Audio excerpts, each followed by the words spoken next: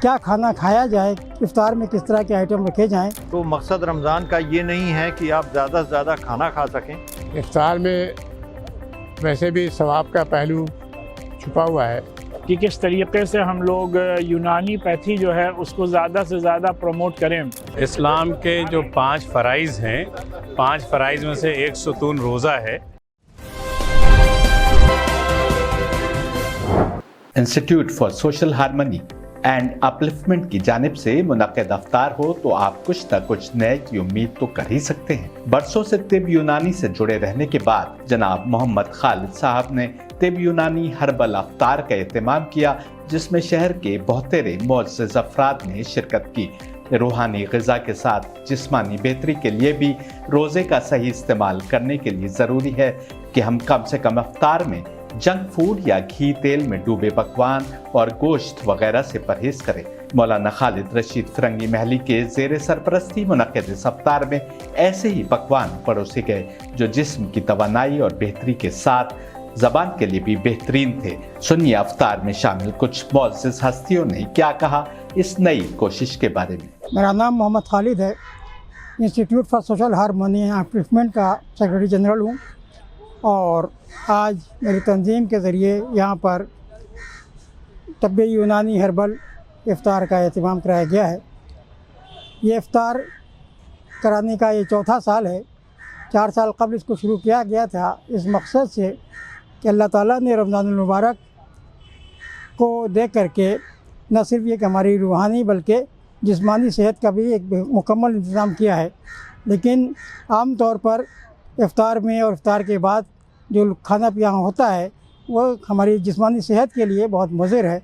इसीलिए क्या खाना खाया जाए, इफ्तार में किस तरह के आइटम रखे जाएं, इसका मुजाहरा करने के लिए ये प्रोग्राम शुरू कराया गया था और आज ये चौथा इफ्तार है जिसमें कि शहर के मुअज़्ज़िज़ लोगों को शामिल किया गया है और इंशाअल्लाह उनकी मौजूदगी में वो इफ्तार कराया जाएगा जिसमें कि भरपूर ग़िज़ाइयत होगी, पेट भर चीज़ें होंगी और तमाम मसाला जात और तेल और दीगर चिकनाई से और मुज़िर चीज़ों से पूरी तौर पर ये इफ्तार इंशाअल्लाह पाक होगा और ये इंसानी सेहत के लिए एक बेहतर चीज़ होगी। इसमें बेल का शरबत होगा, आम का पना दिया जाएगा, इसी तरह से फ्रूट चाट है, उबला हुआ चना है, चना की दाल है।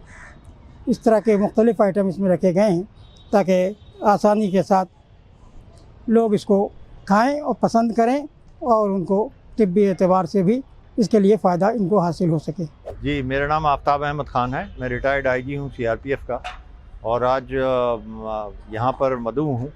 हर्बल अफ्तार के सिलसिले में जनाब खालिद साहब जो सेक्रेटरी हैं ISHU के, उन्होंने मदऊ किया था और एक ये बहुत अच्छा कंसेप्ट है ख़ास तौर पे हम मुसलमानों के लिए, जहाँ पर हम लोग नॉन वेजिटेरियन के ऊपर बहुत ज़्यादा ज़ोर देते हैं और हर वक्त चाहते हैं कि रोज़े में भी हम हर पहर, चाहे वो सहरी हो, चाहे वो अफ्तारी हो, चाहे उसके बाद के खाने हो, ज़्यादा से ज़्यादा भारी खाने खा सकें। तो मकसद रमज़ान का ये नहीं है कि आप ज़्यादा से ज़्यादा खाना खा सकें, बल्कि एक ये नया कंसेप्ट है, इसको हम सब लोगों को अपनाना चाहिए कि हर्बल अफ्तार, वेजिटेरियन अफ्तार ज़्यादातर हो और उसकी मकदार जो है वो उतनी ही हो जितना हुज़ूर सल्लल्लाहु अलैहि वसल्लम ने फरमाया कि आपका पेट पूरी तरह से ना भरे बल्कि थोड़ी गुंजाइश हो उसके अंदर, जिससे खाना आपका पूरी तरह से हज़म हो सके। ये एक बहुत अच्छा कंसेप्ट है और मैं खालिद साहब को और ISHU को बात का बहुत बहुत मुबारकबाद देता हूँ। अल्लाह हम लोगों को नेक तौफीक दे और रमज़ान की बरकत से हम लोगों को सही सलाहियतें दे और हम लोग अच्छे से अच्छा काम कर सकें, अपनी सेहत को देखभाल कर सकें और समाज की देखभाल कर सकें। खुदा हाफ़िज़, अस्सलाम वालेकुम। आज तारीख़ 26 मार्च 2025 ईदगाह अशबाक की रशीद बारादरी के प्रेमिसेस में मोहम्मद खालिद साहब जो institute for social harmony and upliftment के बानी जनरल सेक्रेटरी हैं की तरफ से हर्बल इफ्तार का एहतमाम किया गया है। इफ्तार में वैसे भी सवाब का पहलू छुपा हुआ है। अगर कोई शख्स दूसरों के लिए इफ्तार का इंतज़ाम करता है, ख़ास तौर से ऐसे लोगों का जो माली मसाइल से कमज़ोर है, महरूम है, तो उसका बड़ा सवाब है।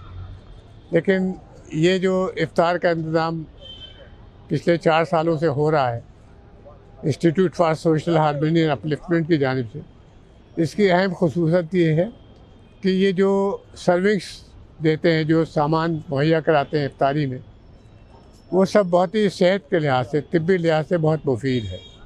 उसमें चिकने खाने बचते हैं, ऐसी ग़िज़ाएँ देते हैं जिसमें प्रोटीन का अंसर गालिब हो और फ़रहत बख्श ग़िज़ाएँ देते हैं।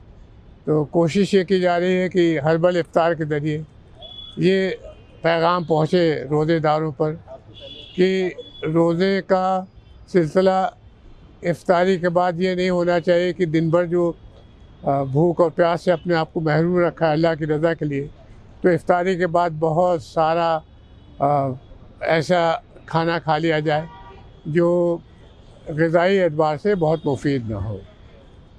ऐसी उम्मीद रखना चाहिए कि ये पैगाम दूर दूर तक जाएगा और इफ्तारी में ऐसी किफ़ायत की जाएगी, ऐसी एहतियात की जाएगी कि उससे सेहत को फ़ायदा हो, नुकसान का अंदेशा कम हो। आज institute for social harmony and upliftment की जानिब से इस्लामिक सेंटर ऑफ इंडिया ईदगाह लखनऊ में हर्बल इफ्तार का अहतमाम किया गया और चूँकि इशू का जो मुख्तलिफ़ मकासद हैं, मुख्तलिफ़ एम्स एंड ऑब्जेक्टिव्स हैं, उनमें से एक अहम ऑब्जेक्टिव ये है कि किस तरीके से हम लोग यूनानी पैथी जो है उसको ज़्यादा से ज़्यादा प्रमोट करें। तो इसी नुक्ते नज़र से ये हर्बल इफ्तार का अहतमाम किया गया है, जिसमें वो चीज़ें, वो अशिया खाने पीने की जिनका कि शुमार हर्बल में होता है और जो कि इंसानों की सेहत के लिए बहुत ही ज़्यादा मुफीद और फ़ायदेमंद हैं, उन्हीं को इस इफ्तार में रखा गया है, जिससे कि लोगों की सेहत के लिए भी फ़ायदेमंद हो और जो हर्बल वे ऑफ लाइफ है उसको और ज़्यादा प्रमोट किया जा सके।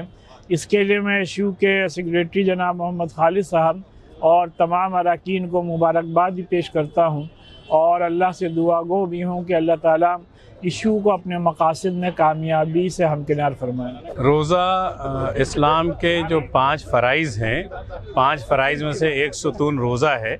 तो रोज़ा दीनी फरीज़ा है हमारा, इसलिए दुनिया में इस्लाम के मानने वाले सारे लोग रोज़ा रखते हैं। लेकिन जहाँ ये एक दीनी फरीज़ा है, वहीं इसका साइंटिफिक इम्पैक्ट हेल्थ पे अगर आप देखिए, आजकल जो चलन है इंटरमिटेंट फास्टिंग का, कि अगर इंटरमिटेंट फास्टिंग होने से आपके तमाम बॉडी के अज़ा अच्छे होते हैं, इम्प्रूव होते हैं, तंदुरुस्त होते हैं, वज़न गिरता है, तो रोज़ा भी 13.5 घंटे से लेकर 16-17 घंटे तक का एक इंटरमिटेंट फास्टिंग का ज़रिया भी अल्लाह ने बनाया है। और सोने पे सुहागा, उसमें थोड़ी हम लोगों से कमी ये होती है कि इफ़्तार के वक्त हम तली हुई चीज़ें और इस तरह की चीज़ें ज़्यादा खा लेते हैं। आज institute of social harmony and upliftment ने ये यूनानी इफ़्तार के नाम से ये सिलसिला 5-6 साल से शुरू किया है।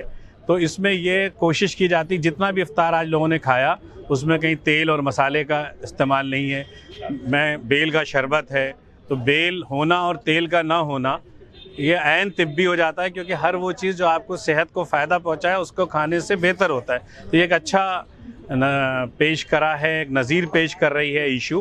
तो मैं इशू के सेक्रेटरी खालिद भाई और उसके तमाम अरकान को मुबारकबाद देता हूँ कि इस तरह की शुरुआत करके उन्होंने रोज़ा को और बेहतर बनाने की, अच्छे इफ्तार के ज़रिए, हेल्दी इफ्तार के ज़रिए रोज़ा को और बेहतर बनाने की कोशिश करी है। शुक्रिया।